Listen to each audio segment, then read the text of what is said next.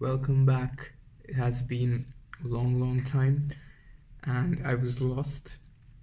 I did not make videos. I did not upload videos, and I was always thinking about uploading videos, but I did not. By the way, I always used to take videos and used to make vlogs, but I eventually never uploaded them. Why? I'll tell you why after we come back.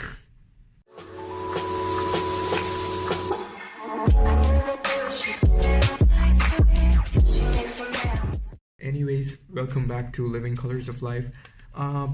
It has been a long time and I apologize for that. This video that I'm making right now is about a very important topic, and that topic is about living in Sweden. And this topic will also cover the transition from any of the Asian countries from there to Sweden. I have come to Sweden last year in August, and I came here to study and complete my master's degree. I presently am living in Gothenburg in Sweden, and I'm studying at Chalmers University of Technology, and here I'm doing my master's in software engineering and technology.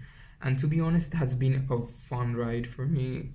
The first semester was a little tough for me because the transition of coming from a different country to a different culture, which has a different heritage in itself, which is in fact very beautiful at the end of the day. But adjusting to the fact that I now am living alone, number one, living and doing all my things all by myself, and eventually such things were very difficult for me to grasp in the first few months. But eventually I came to terms with it, and finally I have the courage to speak to you guys and to guide you, to make sure that you guys don't fall into the same ditches that I fell into. Now, I'm making this video solely because I want to target a certain group of people. Those group of people who are actually coming to Sweden from abroad. It can be any country. I may be referring to Bangladesh a lot because that's where I come from, but this can be from any country. It doesn't really matter. As long as you are an international student and you're coming to Sweden, this video is for you. I'll be addressing some of the very important points that I did not consider before. I did not consider properly when I came here, and those points are something that I want you guys to make sure that you do not miss out on. Firstly, I'm assuming that you're coming here as a student.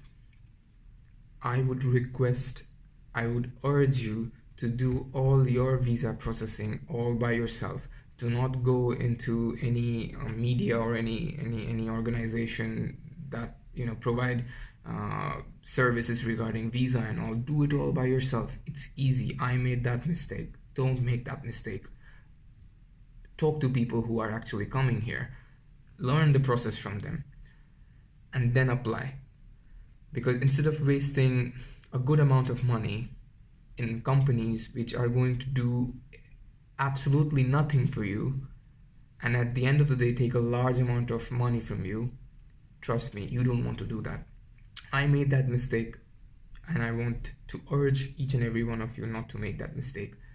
Go to the online portals, learn about how to apply to Sweden. Talk to people who are actually coming to Sweden. How are they doing it? If they are doing it alone, take advice from them. And if you guys actually want to come to Sweden and get some very important advices about how to apply, what to do, the papers that you need to show, and etc., just in the comment section, knock me. I will try to answer each and every one of you in the best possible manner. Second of all, now that the disclaimer is gone about applying all by yourself, if you are applying through a consultancy service, they will always tell you a couple of things which may not make sense at the end of the day. In short, they will exaggerate a lot. Why am I saying this? Because there might be some consultancy services that might tell you that we are going to apply visa for you, but at the end of the day we will also apply for accommodation for you. Accommodation, by accommodation I mean you need to stay somewhere in Sweden after coming here, so they are going to help you figure that out as well. But most of the consultancy services do not at the end of the day help you with this particular thing, and I have experienced this. I know some people who have experienced this as well, and they have taken help from very reputed consultancy services, and at the end of the day the consultancy services did not help them. But they eventually, I mean, they at the beginning had made a promise of helping them, but finally, sorry, we couldn't find any accommodation for you, but we got the visa for you, didn't we? Well, why make the promises of accommodation to begin with?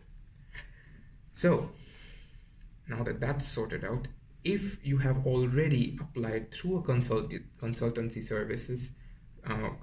service, it's okay. You've done what you need to do. It's fine. What's done is done.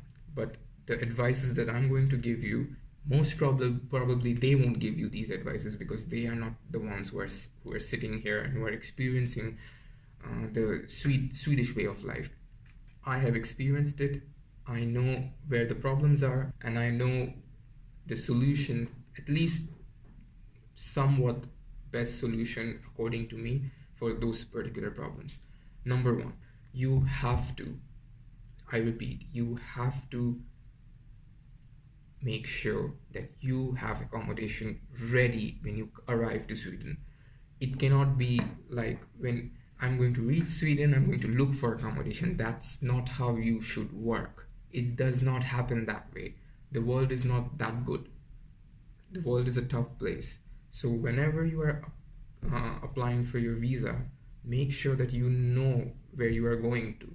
If you're going to Stockholm, if you're going to Gothenburg, if you're going to Linköping, the universities there always have a good tie and a good relationship between the student hostel system in those particular regions. For example, Gothenburg, where I'm staying right now, Chalmers University has a good tie with SGS. So all the international students get help from Chalmers University in getting a student apartment. Same goes for Linköping, but if you do not apply to these student apartment rooms, or if you do not avail these opportunities, you might miss out on a very, very, very important thing. So I want you guys to make sure that you don't miss this out.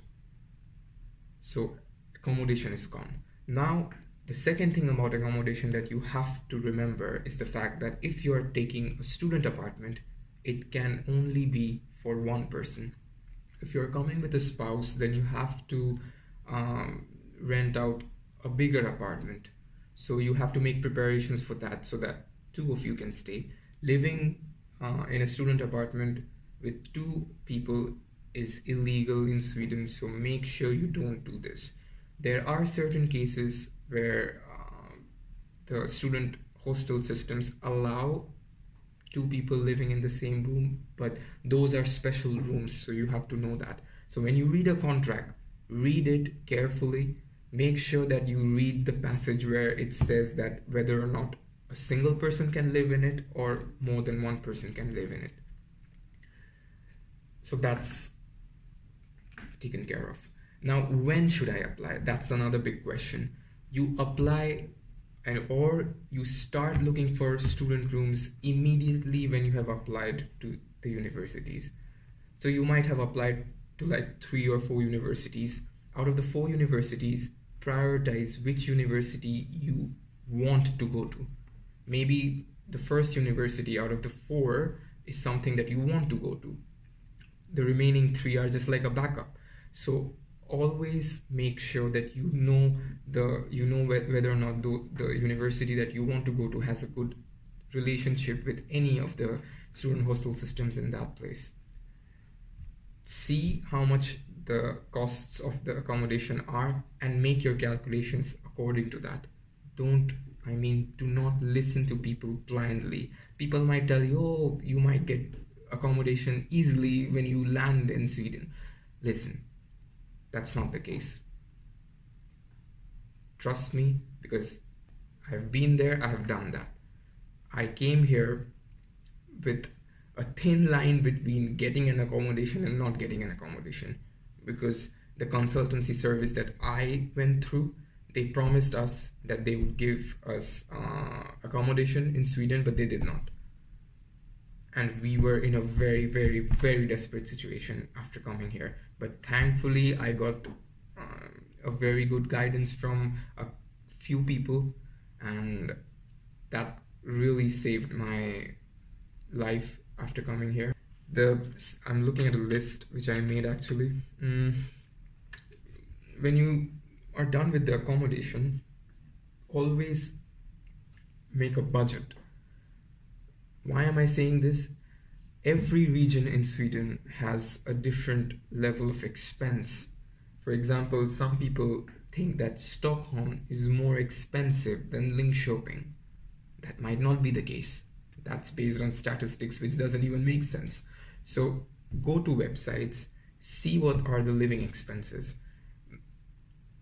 As a general rule of thumb, 8,000 Swedish crowns is more or less the maximum amount you as a person or you as a student might spend on living accommodation. So keep that rule of thumb in mind. I, on the other hand, spend a lot less than that. I spend like 3,000 to 4,000 Swedish crowns a month, which is approximately 40,000 Bangladeshi taka.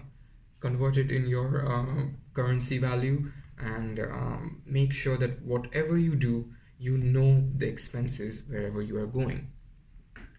Thirdly, according to my list, third of all, when you are coming to Sweden, always make sure that you have a plan. What are you going to do? When you land on the airport, are you going to immediately book a hotel and then move into your accommodation? Or are you going to go to a friend's house, or you are going to visit someone, or you have some people who are taking care of you? Always remember that if you are coming here as a Sweden, most of the time, the university will arrange a pickup point for you. Because I'm studying in Chalmers had already arranged a student pickup point for us. So this makes it much more easier for students to navigate through the airport and navigate through the city in general. So make sure that you avail these opportunities. Take these opportunities, because eventually you know that you are paying in the university, and the university will do their best to support all the students. This video is getting very big. What I'll do is I'll break this video into 2 or 3 more videos where I'll be explaining furthermore things that you need to do before coming to Sweden, and then I'll make another video series where I'll be talking about the things you will do after coming to Sweden. Anyways, see you later. Stay tuned for my next video, and hopefully I'll make it as soon as possible.